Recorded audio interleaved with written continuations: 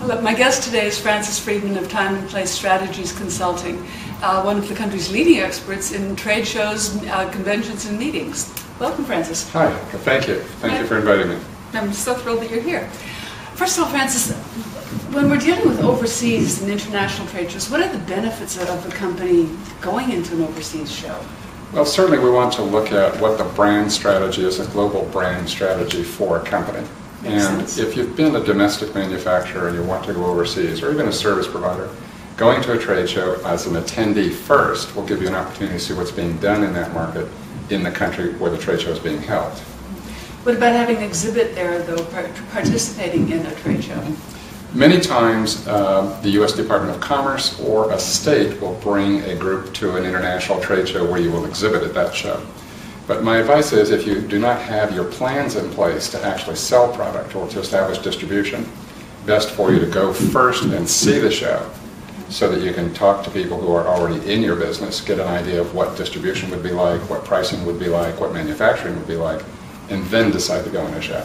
Okay, interesting. Now, I've heard several executives lately say that they're dropping going into international shows because of the cost involved. Does that really make sense from your perspective? In some cases it does. If sales are down in a particular marketplace, we'd better go in and spend a little more money on sales development in that market so that you can actually get the distribution. However, if you drop out of a show, in essence what you're saying is we're no longer in this industry, and that's not good. The best thing is to downsize your event or downsize your budget, downsize your footprint in that show so that you have a presence in the show, but at a level of money that you can afford to be there with. Oh, that makes sense, because as you say, otherwise you're no longer in that industry, really. Yeah, and many times what you can do is get your local distributor. You can subsidize a local distributor who will be in that show, and then as part of that distributor's offerings, your products would be included in those offerings. So you have literature there, you might have a video of your product there, but the distributor in essence would be the your representative at that particular show in that country. And of course, if you don't have a distributor, going there as an attendee, first of all, would be an excellent way to find a distributor. Absolutely. That's one of the first things of going to a show, is to find distribution in that marketplace. As much as companies think globally, they need to act locally. So, as it is in this country, if you have distribution on the East Coast and you want to get distribution on the West Coast, you need to establish those distribution channels. Going to a show is not a magic panacea for everything that's going on in your company.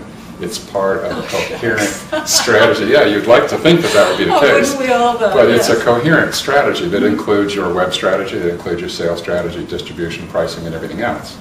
If you get to a booth in a show and somebody comes up and says, who's handling your product, and you don't have distribution, you've in essence frustrated that individual, and you in essence have lost the opportunity to actually make a sale. Exactly, exactly. Yes, okay. Now, you mentioned government government groups going over as part of trade shows. Are you better off going over as part of a government or a government trade show group, or better to do it individually or go to an industry show? If you can start in a pavilion, like many pavilions, there's a USA pavilion, for example, at the Paris Air Show. That's organized under the Department of Commerce. It's organized by a private producer, as a matter of fact, who then buys bulk space and then resells it to local companies, and they all go over. There's advantages for freight, there's advantages for all of the signage, there's advantages for the coherence of having the USA Pavilion, of which you would be one member of that pavilion. In many shows overseas, particularly if you go to Germany or you go to Europe, they expect that you're going to have, let's call it entertainment, which would be food, schnapps, and 2 or 3 hours of time in that particular booth. At a pavilion, they set up a central area where all of this entertainment takes place. So the per booth cost for the entertainment area is broken and shared maybe 30 booths.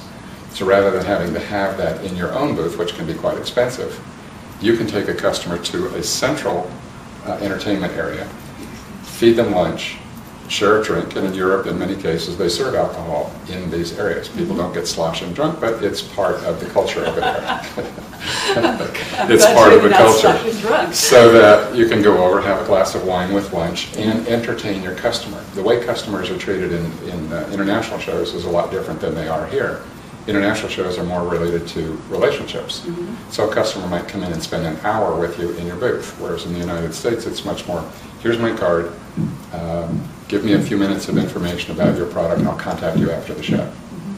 Entirely different, so you need to understand those differences going internationally. Well, the relationship is so important. Very when important. You step outside the United States. Very important. In many cases, you'll go over and spend time just on relationships. Yeah. Might take 2 or 3 visits, they'll come and visit you, and the relationship part of doing business is far more prevalent there than we're used to having it here through a booth or through a meeting. That brings me to an interesting point because people are always talking about ROI, and I've heard you speak in past about ROMI. That's correct. Which is return on marketing investment. Which is a whole lot different than the way people are normally looking at a trade show. Exactly. Yeah.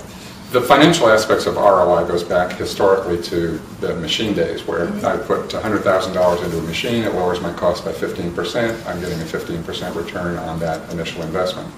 And the financial aspects of it, return on investment, payback time, all the rest of that, has been sort of morphed over into marketing, and it really doesn't work, and it doesn't work in the trade show environment either. Return on marketing investment could include things such as your chairman of the board speaking at an international conference.